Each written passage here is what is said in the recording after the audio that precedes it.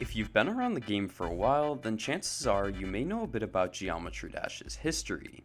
GD has now been around for nearly a decade, and there's a lot to learn about the community and history that surrounds it. However, how much do you know about the history of RobTop, the developer of Geometry Dash?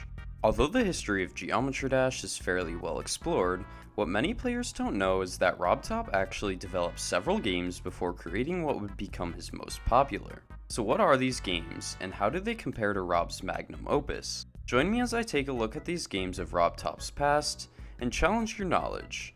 How much do you know about Geometry Dash's prehistory?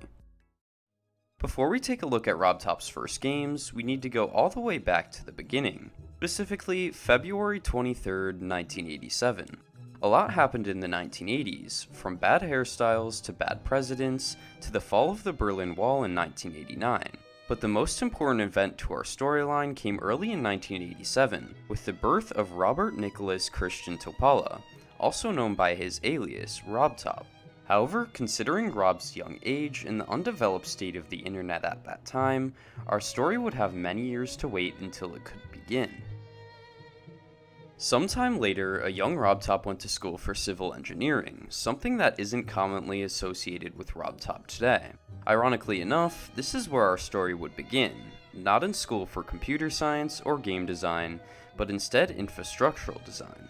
Eventually, Rob became bored with designing bridges and roads and turned to something else, designing video games.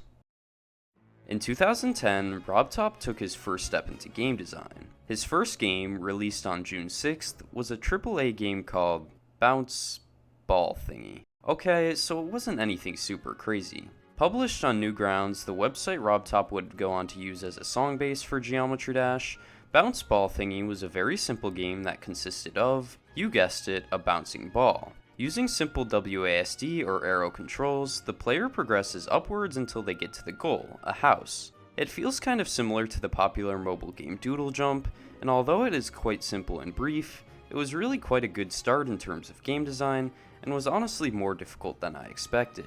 However, it wouldn't be until 2012 that Rob created his company, RobTop Games, and came out with his first official game. This game is quite a far cry from the Geometry Dash we know and love today. A game called Boomlings.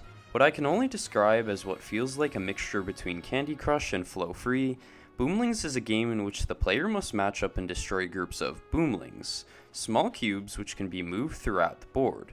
As the player does so, they earn points and try to move the progress bar far enough to move on to the next level. To make things more interesting, as the player progresses into new levels, new elements such as bombs, blobs, freeze blocks, and more are introduced, making for a changing and engaging game. Boomlings served as the official jumping off point for RobTop, and it wouldn't be long until Rob released his second game, a mobile game called Memory Mastermind, released in 2013.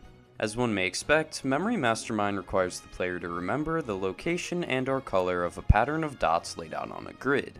Not unlike Boomlings, additional features such as row inverters or shifted patterns make the game more challenging for the player to beat as they progress through the available levels. And still similarly to Boomlings, the game's simple yet fun nature makes it pretty interesting and challenging. After the release of Memory Mastermind, RobTop decided to make a return to the Boomlings series, whose success had earned it a nomination as the Swedish Game Awards Best Mobile Game of 2012. This time, the Boomlings returned in a sliding puzzle game, Boomlings Matchup, in which the player must slide the Boomlings into their correct location to beat the level. Released in 2013, and arguably the most simple of the three official games discussed here, this game still offers a challenge to the player, who has to put a lot of thought into which row or column to move next. Much like the other games, Boomlings Matchup is a simple yet challenging game, making for a fun and engaging puzzle. Soon after, RobTop released a game you may or may not have heard of, called Geometry Dash. His magnum opus, Geometry Dash has grown to the point where it still has an active community nearly 10 years after its release, something that is no small feat. Although Geometry Dash is Rob's most complex and popular game by far, one cannot ignore the role of his first games in his development as a game designer. In other words, without these early games, Geometry Dash as we know it may not exist, making clear the massive importance of Geometry Dash's prehistory. Thanks for watching. If you enjoyed this video, consider giving my other videos a watch and even subscribing if you really enjoyed. Have a great day, everyone.